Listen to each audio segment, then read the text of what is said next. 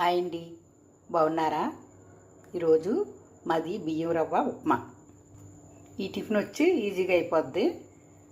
మనం మామూలుగా ఉప్మా చేసుకునేటప్పుడు బియ్యం రవ్వలోని పెసరపప్పు కడిగి వేసుకుంటే నీళ్ళు మరుగుతాయి చూడండి. అన్ని పోపులు వేసుకున్నాక నీళ్ళు పోసుకుంటాం కదా.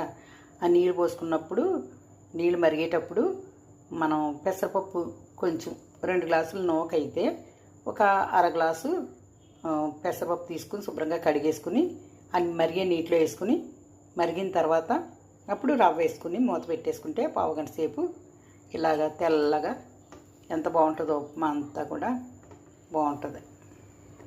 పెసరపప్పు వేయడం వల్ల మంచి టేస్ట్ వస్తుంది అనమాట.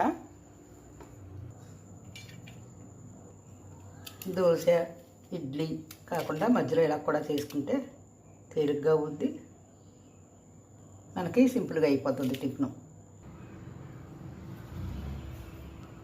దీంట్లోకి అల్లం చట్నీతో బియ్యం రవ్వ ఉప్మా తిని చూడండి, చాలా చాలా బాగుంటుంది. ఈ రోజుకి ఇదే చిన్న వీడియో అండి. మళ్ళీ కలుసుకుందాం. సబ్స్క్రైబ్ చేసుకోండి.